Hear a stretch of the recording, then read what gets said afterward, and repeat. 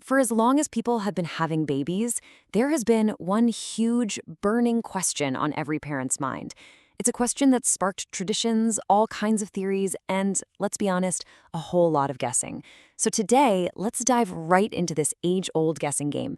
We're going to look at the traditional signs, decode what the symptoms really mean, and see what modern science has to say about all of it.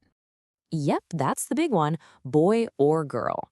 Way, way before we had any technology that could give us a sneak peek, families and midwives had to rely on observation, on all those subtle changes in a mother's body to try and predict the future. And honestly, you might be shocked at how often they were actually right. Okay, get this. This is what's absolutely wild.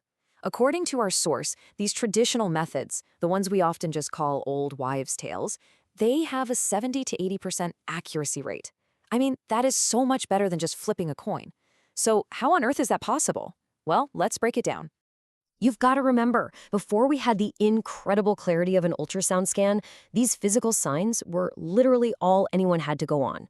It was how families could connect and prepare and just dream about the little one who was on the way.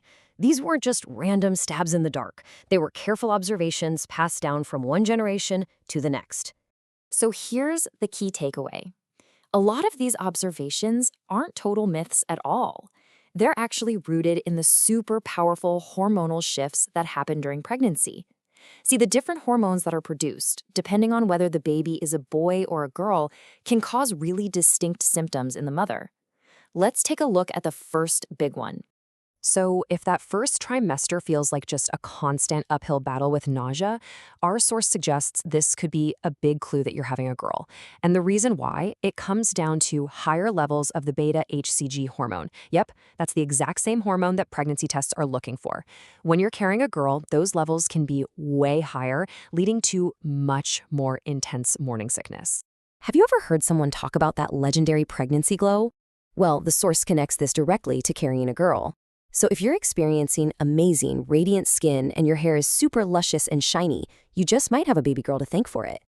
This little boost in beauty is all thanks to higher levels of estrogen, the main female hormone, which can do absolute wonders for your skin and hair. Now, on the flip side, if your skin is looking a bit dull, or maybe you're noticing some extra pigmentation, or your hair seems to be thinning out a little, the hormonal culprit could be testosterone. A baby boy produces this male hormone, and it can have the exact opposite effect of estrogen, sometimes leading to some, well, not so glowing changes in your skin and hair. Ah, yes, the classic cravings. We couldn't forget about these. This is another really popular theory. A super strong desire for spicy foods, sour things, or barbecue flavors is often linked with carrying a girl. But if you find yourself constantly reaching for sweets, cakes, and all things sugary, that could be a sign that you're expecting a boy. All right, so we've covered a bunch of internal symptoms, but what about the external signs, like the shape of the belly itself? This is where things get really fascinating and where we have to start separating the pure myths from the truths that are actually influenced by hormones. I bet you've heard this one, the linea nigra. That's that dark line that can show up on a pregnant belly. A really common belief is that if the line goes all the way up past your belly button, it's a boy, and if it stops below, it's a girl. And right here, our source is crystal clear. When it comes to the length of that line, there is simply no scientific evidence to back this up. At all. It's a myth. But hang on, don't dismiss the belly line just yet.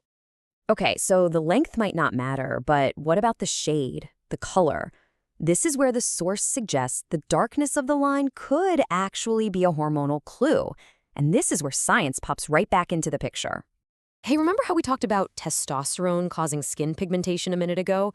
Well, that exact same principle applies here. If you're carrying a boy, that extra testosterone in your system can lead to more pigmentation all over, which can make that linea nigra look much, much darker and more noticeable than it might if you were carrying a girl. See, it all connects. So while all these signs are a lot of fun to think about and surprisingly accurate according to our source, at the end of the day, they're just observations. They're not certainties. When you absolutely need a 100% confirmed answer, that's when we turn to modern medicine. The journey pretty much always starts with that initial curiosity, right? Exploring all these early signs. But for that visual confirmation, the most common route is the big anatomy ultrasound, which usually happens between 18 and 22 weeks. And for anyone who wants an even earlier, super accurate answer, there's something called the NIPT blood test, which can actually analyze the baby's chromosomes directly from the mother's blood. So, after exploring all the clues, the old tales, the science, and the definite answers, what's the most important thing to really remember through all of this? Our source leaves us with a really beautiful and profound final thought. And this is really the heart of it all, isn't it? The ultimate hope, the deepest prayer, isn't for a boy or a girl. It's for a healthy, happy baby. In the end, that is the true, incredible blessing that every single parent wishes for. Ultimately, the guessing game is just a fun part of the whole incredible journey. But it also kind of makes you stop and think about what's really at the core of all our hopes for a new life. So, I'm curious, which of these signs have you heard before? And when it all comes down to it, what do you think matters the most?